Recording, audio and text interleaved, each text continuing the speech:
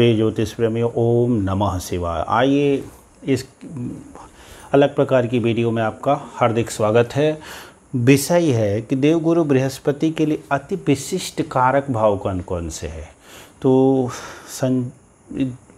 संक्षेप में बताता हूँ कि इस वीडियो में कुछ ज्योतिषियों को परखने का एक सूत्र भी आपको दे रहा हूँ, और ये भी यदि आप खुद ज्योतिषी हैं, ज्योतिष का कार्य करते हैं, तो आपको अलर्ट भी कर रहे हैं कि जो आप कहते हैं तो उसको भविष्य में आपको ध्यान रखना है। विषय जो के लेके आते हैं, जैसे मैं भी कहता हूँ कि गुरु का संबंध हमने एक राजयोग वाले टॉपिक में डाला हुआ है कि यदि नीच का गुरु ही क्यों न हो, और यदि लग्न में है और वक्री है, अर्थात गुरु बलवान होकर के लग्न में बैठा है, तो यह किसी भी लग्न की कुंडली क्यों न हो, एक स्वतंत्र रूप से राजयोग का निर्माण हो जाता है।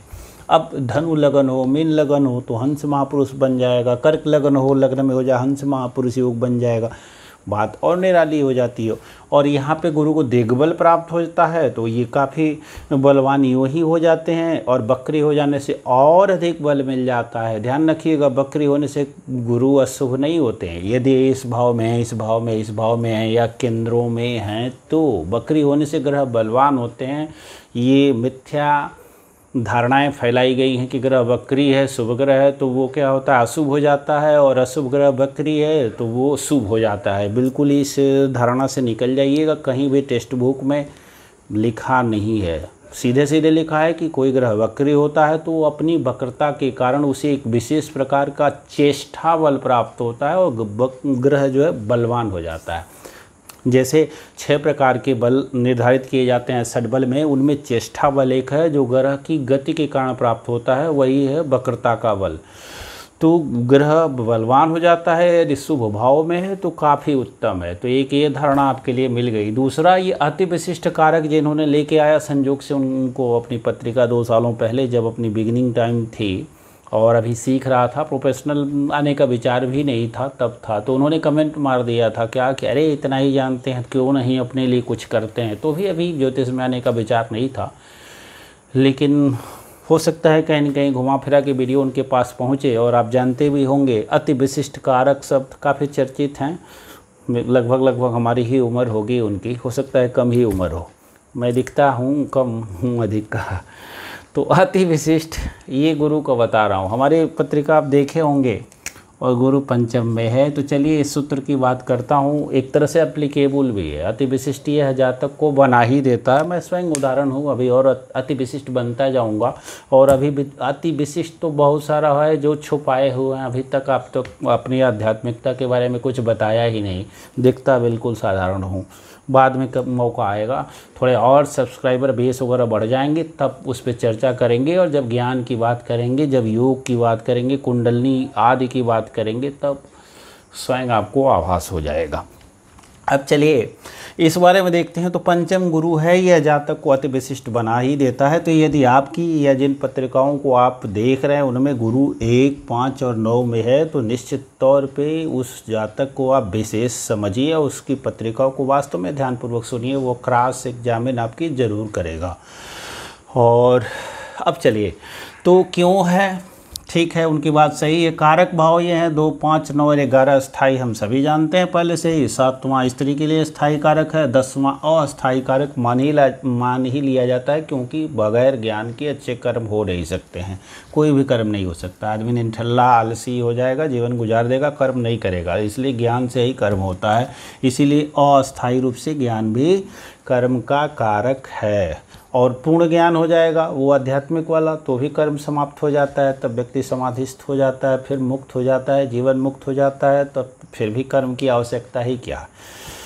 तो सारे कर्मों के बीज दग्ध हो जाते हैं, संस्कारों के बीज ही दग्ध हो जाते हैं, दोनों बात सही है। फिर वो कर्म फिर भी करेगा, जैसे श्री कृष्ण ने किया है, उसी को लोक संग्रह वाला कर्म कहते हैं। तो यानी ज्ञान फिर भी 10म भाव का भी अस्थायी कारक है। अस्थायी कारक कौन है, तो बुध है, उसके बाद दूसरे नंबर पे शनि है, तीसरे नंबर पे गुरु और सूर्य को भी रख लेते हैं। चलिए विषय वो नहीं है। 5, 9 गुरु की मुख्य दृष्टियां हैं और 7वीं तीसरे नंबर पे गुरु की दृष्टि का जो प्रभाव है वो लेके चलते हैं। तो इसीलिए 1, 5, 9 जैसे ही गुरु में 1 में रहा तो इस भाव को प्रभावित कर दिया, यहाँ है ही दृष्टि से 5 और 9 बलवान हो जाएगा। यहाँ रहेगा तो दृष्टि से 5 नवम और लग्न काफ़ी प्रभावित हो जाएगा अमृतमयी दृष्टियों से। और यहाँ जब रहेगा तो यह तो अपने से प्रभावित करेगा ही। यहाँ से दृष्टि इसकी 5वीं, यहाँ 9वीं पड़ जाएगी यहाँ।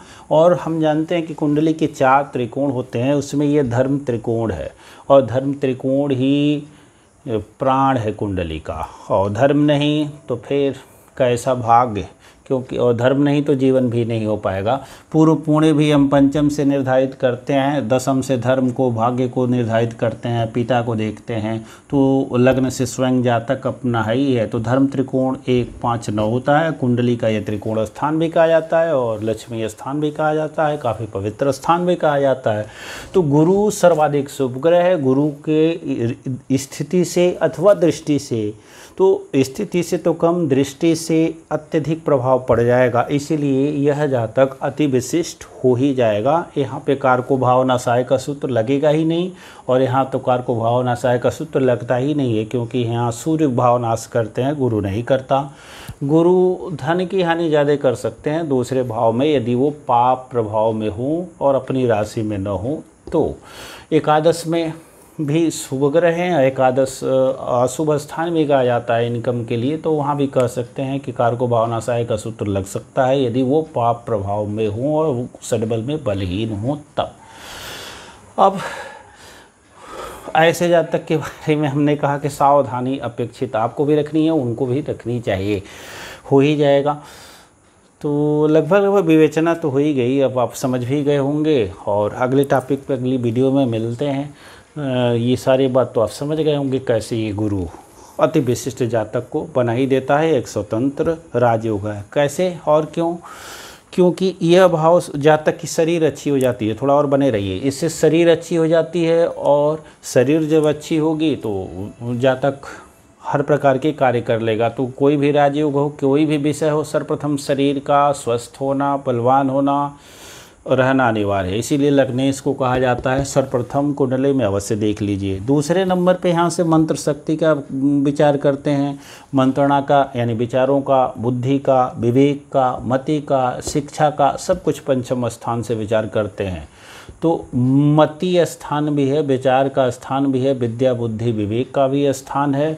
तो इसलिए यह स्थान काफ़ी महत्वपूर्ण है। यह भी सुधर गया।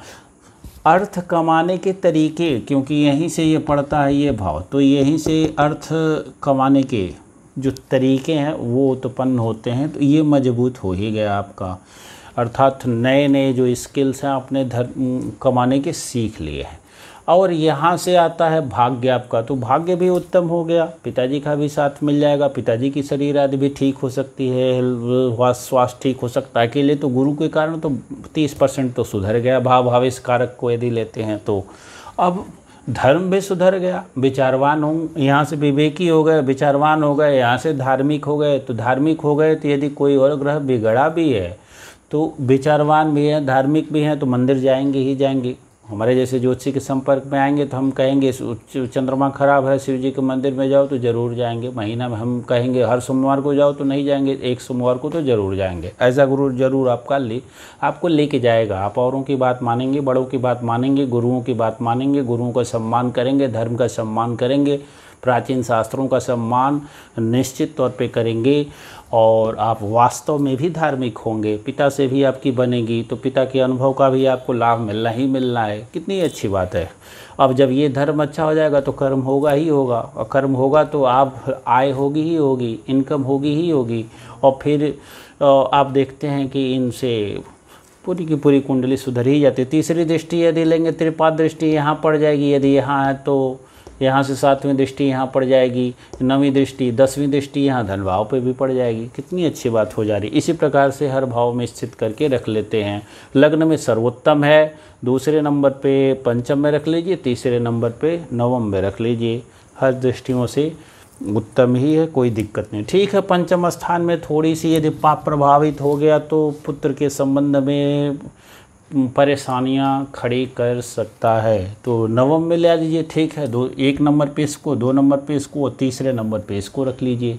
लेकिन कई मामलों में ये ज़्यादा बेहतर हो जाएगा, जैसे यदि मित्र राशि का हो, अपनी राशि का हो और दूसरे नंबर पे हो तो ये ज़्यादा अच्छा हो जाएगा, क्योंकि इससे सीधी दृष्टि 7वें दृष्टि लाभ भाव पे पड़ेगी और कुंडली का लाभ भाव अर्थ का युग है, इनकम बहुत बड़ी बात हो जाती है ना। मान यश प्रतिष्ठा की भी बात करते हैं तो नवम दशम और एकादश से देखते हैं तो यहाँ से इनकी सीधी दृष्टि पड़ रही है उन्नति पे, लाभ पे, और लाभ है, अर्थ है तो बहुत सारी चीज़ें पाई जा सकती हैं। बहुत सारी कमियों को अर्थ के द्वारा झुकाया जा सकता है, संभाला जा सकता है।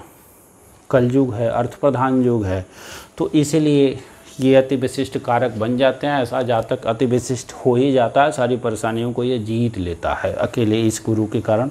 उम्मीद है वीडियो पसंद आया होगा। चैनल को लाइक सब्सक्राइब करें, वीडियो को लाइक करें। बहुत बहुत धन्यवाद।